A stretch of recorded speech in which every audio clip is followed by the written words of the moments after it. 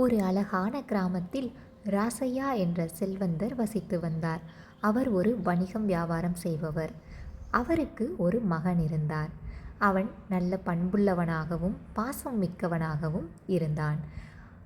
அவனுக்கு கண்ணன் என்ற ஒரு நண்பன் இருந்தான்.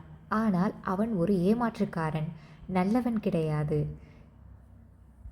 செல்வந்தரின் மகன் அவனை நல்ல நண்பனாக, ஒரு பாசமுள்ளவனாக பார்த்தான். ஆனால் அவனோ பெரிய ஏமாற்றுக்காரன். இவனுக்கு தெரியாமல் பல நேரங்களில் இவனை ஏமாற்றியுள்ளான். இதை தெரிந்து கொண்ட செல்வந்தரோ தன் மகனுக்கு நண்பனை பற்றி கூற வேண்டும் என்று நினைத்தார். உன் நண்பன் கண்ணன் கூட சேராதப்பா, அவன் நல்லவன் கிடையாது. அவனோட நட்பு உனக்கு வேண்டாம்.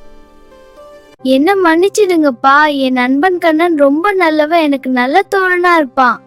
செல்வந்தர் வருத்தத்துடன் தன் மகனுக்கு வேறு வழியில்தான் புரிய வைக்க வேண்டும் என்று எண்ணினார். ஒரு நாள் தன் மகனை அழைத்து, வியாபார விஷயமாக வெளியூர் செல்ல வேண்டியிருக்கிறது, தன்னிடம் இருக்கக்கூடிய விலை மதிப்பற்ற பொருட்களை யாராவது ஒரு நம்பிக்கையான நபரிடம் கொடுக்க வேண்டும் என்று கூறினார். நம்ம வியாபாரத்துக்காக வெளியூருக்கு போறோம். அப்ப இத பாதுகாக்கிறதுக்கு ஒரு ஆள் வேணும். யார்கிட்ட கொடுக்கலாம்? என் நண்பன் கண்ணன் கிட்ட கொடுக்கலாம். அவன் கண்டிப்பா நமக்கு நம்பிக்கையானவனா இருப்பான். உன் விருப்பப்படி உன் நண்பன் கண்ணன் கிட்ட கொண்டு போய் நீயே கொடுத்துரு. சரியாப்பா, போய் வா. செல்வந்தரின் மகனோ கண்ணனிடம் சென்று பேட்டியை கொடுக்கிறான். நானும் தந்தையும் வியாபார விஷயமாக வெளியூர் செல்கிறோம், வருவதற்கு சில நாட்கள் ஆகலாம், பத்திரமாக பார்த்துக்கொள் என்று கூறி கொடுக்கிறான். ஆனால் கண்ணனோ சந்தோஷமாக வாங்கிக் கொள்கிறான். மனதிற்குள் வேறு திட்டமிடுகிறான். இதில் இருக்கும் செல்வம் அனைத்தும் நமக்கே என்று எண்ணுகிறான். ஒரு 2 மாதங்கள் சென்றன. செல்வந்தரும் அவருடைய மகனும் மீண்டும் ஊருக்கு வந்தனர். தந்தை தான் கொடுத்த பெட்டியை வாங்கி வருமாறு மகனிடம் கூறுகிறார். செல்வந்தரின் மகனோ கண்ணனிடம் சென்று பெட்டியை கேட்கிறான். ஆனால் கண்ணனோ கோபமாக, நீயும் உன்னுடைய தந்தையும் என்னை முட்டாளாக்குகிறீர்களா?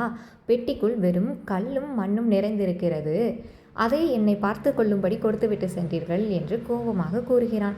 தந்தை செய்ததை எண்ணி மகன் செல்வந்தரிடம் சென்று சண்டையிடுகிறான். எதற்காக என் நண்பனை அவமதித்தீர்? பெட்டிக்குள் வெறும் கல்லும் மண்ணும் வைத்து என் நண்பனிடம் எதற்கு கொடுத்தீர்? அதற்கு ஒரு காரணம் உண்டு. பெட்டியின் சாவி என்னிடம் இருக்கையில் உன் நண்பன் எப்படி பெட்டியை திறந்தான் என்று தந்தை கேட்கிறார். இப்போது செல்வந்தரின் மகனுக்கு உண்மை புரிகிறது. கண்ணன் நல்லவன் இல்லை என்பதை தெரிந்து கொள்கிறான்.